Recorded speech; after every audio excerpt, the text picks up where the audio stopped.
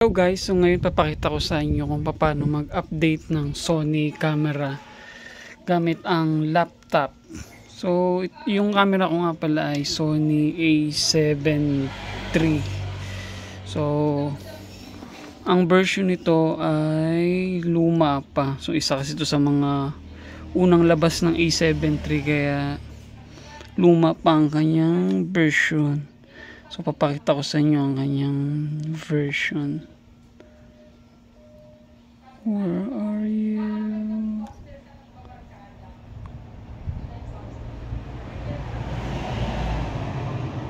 Version nito.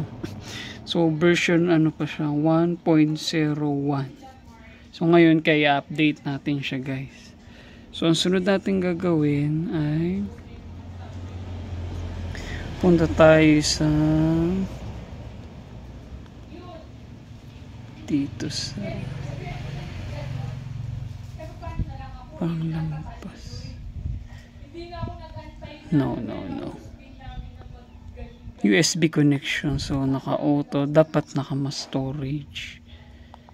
So yan. Pag na-mass storage na, punta naman tayo dito sa hinanap ko lang yung website ng Sony, tapos dito hanapin nyo lang yung camera nyo, yung mga version nila. So ito yung Sony A7 III. So kinlik ko siya, tapos yan, lalabas yung mga ano. Tapos ito guys, kung anong ano nyo. So kapag ba naka-Mac kayo, ito kiklik nyo. So ako naka-Windows, kaya yan yung kinlik ko guys. So tapos ayan, may tutorial din dito guys. So dito, tapos download.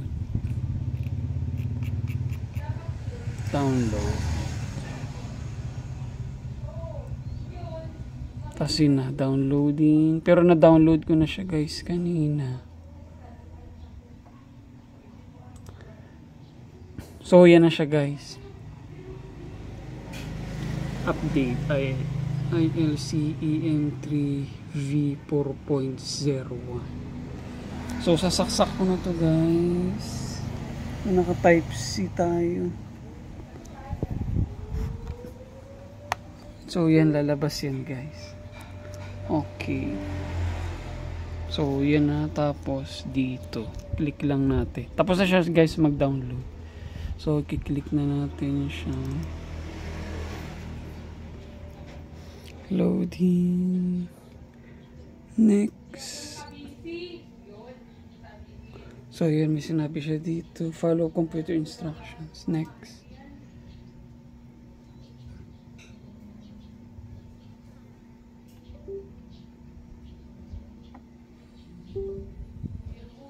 Ito mo tunog sa kanya guys.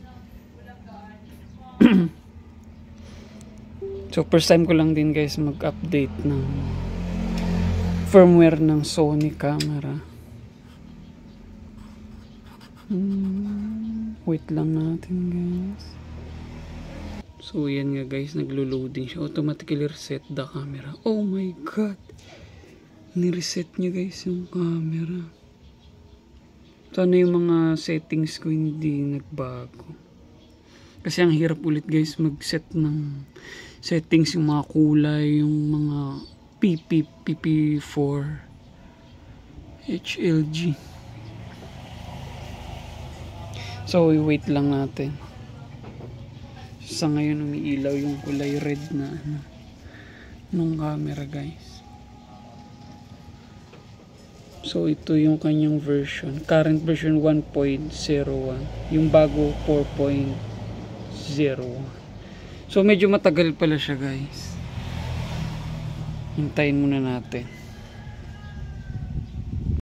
So yun nga guys, natapos na yung kanyang loading after 7 minutes. Yung oras 12, 7 minutes. So yan guys, bumalik na siya sa ganyan. So pinutin ko yung finish. So ito, okay, nag-ano na siya, balik sa dati. So try natin pinutin guys yung wire.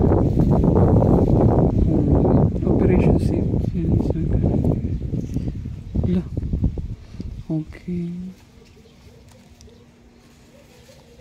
Hindi pa natin siya na safe remove guys.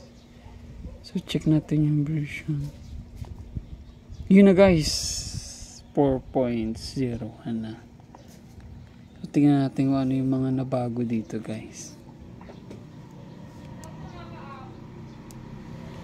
Wala nga palang memory card. So yun na guys. 4.0 na siya. Tignan natin yung sa... Ang habol ko dito guys, ano kasi ako guys, nagga-glide po ako ng glider po ako ng wedding. So ang gusto ko to makonek sa Ronin RS3 yung Bluetooth niya. So ito meron na siyang Bluetooth. Bluetooth settings on. So masaya na ako guys, makakonek ko na siya sa Ronin SC3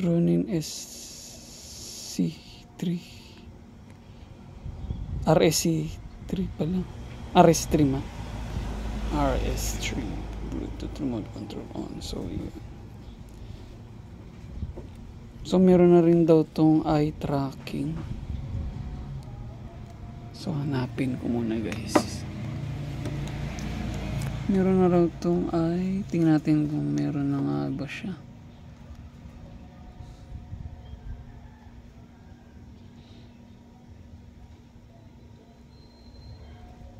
Find the monitor.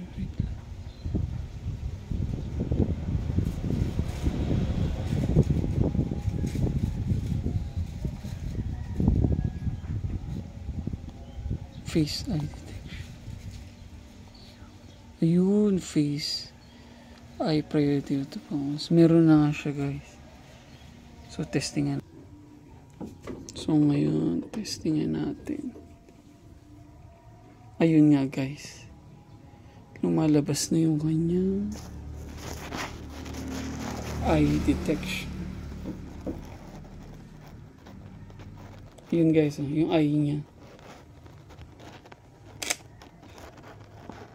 So, yun lang guys. Thanks for watching.